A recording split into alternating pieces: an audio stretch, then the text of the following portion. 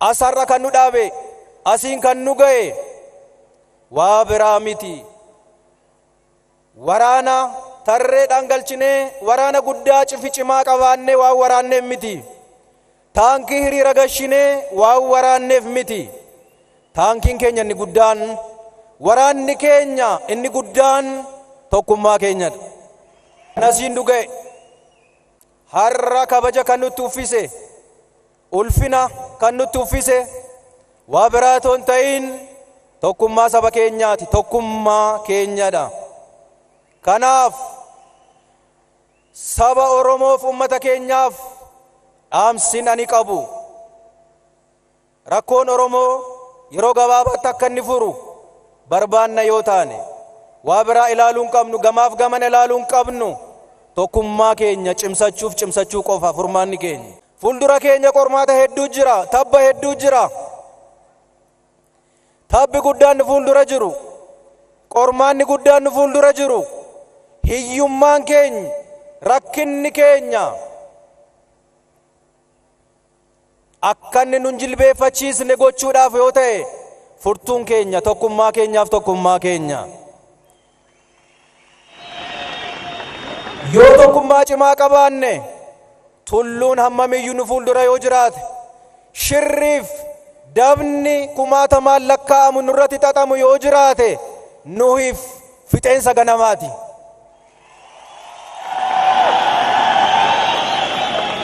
Kanaafiyyuu dagachuu hin qabnu.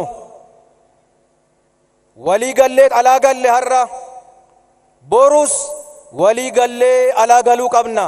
Kana jechuun tokkummaa keenya cimsachuun nurra jiraata. Qeerroon Oromoo bilisummaa saba keessaniif, mirga saba keessaniif, walabummaa saba keessaniif jettanii dararamaa turtan, gatii itti kaffaltanii injifannoon kun akka inni dhufu gumaacha guddaa gumaachitan. Galanni isin qabdan guddaadha. Yoomuu seenaan isin hin dagatu. Injifannoo fiddan kana, bilisummaa fiddan kana eeggachuun dirqama keessani, tikfachuun dirqama keessani. Waan ta'eef iyyuu qeerroof qarreen keenya wal dhageenye wal dhaggeeffannee tasgabbii guddaadhaan wal bira dhaabbanne wal tikfanne qabsoo eegalle kan akka inni finiinu akka inni galma ga'u jijjiiramni amma dhufaa jiru kun akka inni fiixa gochuudhaaf wal hubanne akkuma kaleessaa har'as borus tasgabbiif hayaata olaanaadhaan waliin qabsaa'uun nuuf barbaachisaadha. Yoo nuti tikfachuu baanne gatiin nuti kaleessa kaffalle gatii dhaba. Wareegamni obbolaan keenya kaffalan dhiigi isaaniif lubbuun isaanii gatii dhaba waan ta'eef dhiiga isaanii lubbuu isaanii qabsoo keenyaan tikfachuun eeggachuun dirqama seenaan nurratti gate. Kanaafiyyuu tokkummaa saba keessanii ummata keessanii cimsuudhaan qabsoon saba keenyaa eegalle kun akka inni galma ga'u gochuun tiksuun nurraa eegama waan ta'eef nu bira dhaabbattanii wal bira dhaabbanne waan eegalle kana galmaan akka geenyu qeerroof qarree keenyaaf asuma achi dhaamsa koo dabarsuun barbaada. Akkasumas sirna demokraasii ijaaruu keessatti gaheen paartilee mormitootaa, gaheen paartilee morkattootaa iddoo olaanaa qaba, gahee guddaa qaba. Kun haqa, kun dhugaadha. Haa ta'uutii garuu jaarmiyaan siyaasaa Oromoo meeqas yoo taane rakkoon saba keenyaa jaarmiyaa hedduu qabaachuu otoo hin ta'in tokkos haa ta'u lama waan guddaaf waan hedduu hojjechuufidha. Yeroo kamiyyuu caalaa yeroon ammaa kun tokkummaa saba keenyaa qofa otoo hin ta'in tokkummaa jaarmiyaa siyaasaa Oromoo yerootti barbaadu irra geenyee jirra, qaqqabnee jirra. Kanaaf masaanummaa keessaa baanee wal diineffachuu dhiifnee wal gaarreeffachuu dhiifnee yeroo kamiyyuu caalaa jaallannes jibbines waa'ee dantaa Oromoo irratti waa'ee faayidaa Oromoo irratti teenyee waliin haasa'uun mari'achuun gar tokkotti dhufuun faayidaa dhuunfaa keenyaa cinaatti gannee dantaa Oromoof jecha tokkoomuun barbaachisaa qofa otoo hin ta'in har'a nuuf dirqamadha.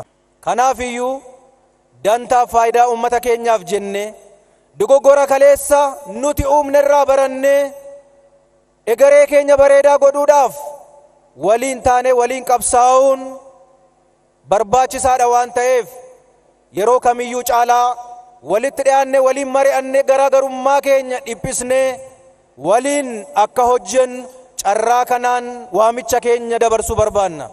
Akkasumas injifannoo siyaasaan arganne kan inni fulla'aa ta'uu danda'u, kan inni milkaa'aa ta'uu danda'u misoomaan dinagdeedhaan yoo deeggarame qofadha. Misoomni kan dhufuu danda'u Oromoof Oromiyaan yoo nagaa qabaatte.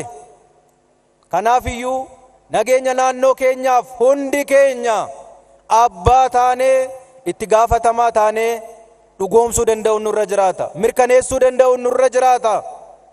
Naannoon Oromiyaa yeroo kamiyyuu caalaa naannoo nagaa qabdu, naannoo misoomaaf mijatu, nutis misoomatti gallee injifannoo siyaasa irratti arganne, dinagdee irratti akka argannu gochuudhaaf hundi keenya nageenya naannoo Oromiyaadhaaf, misooma Oromiyaadhaaf tumsuu danda'utu nurra jiraata. Darbee Oromoon waan inni hubachuu qabu, sabni kun saba guddaadha.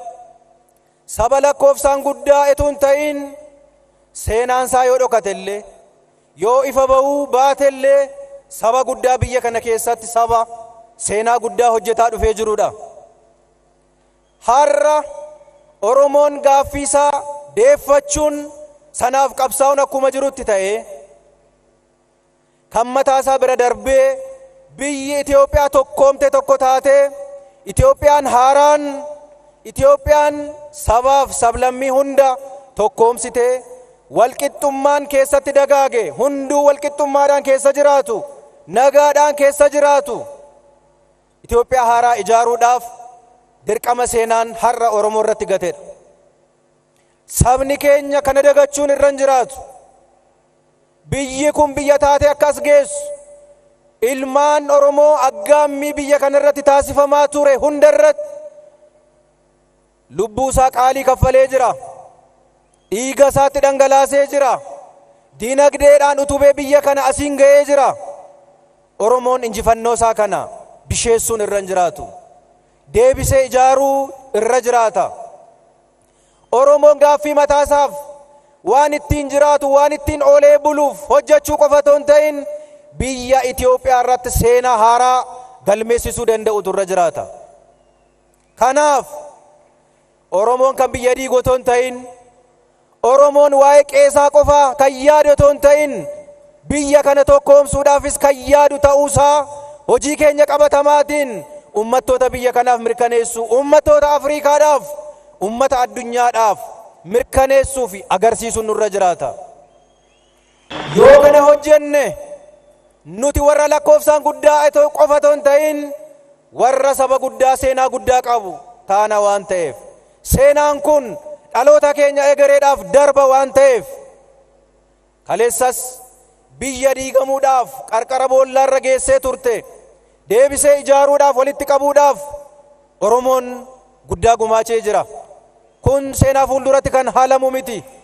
Ganaa seenaa fuulduratti akka inni katabamu, seenaa hin qoorre, seenaa indimismisne bahee mul'atu gochuudhaaf ganaa hojjenna.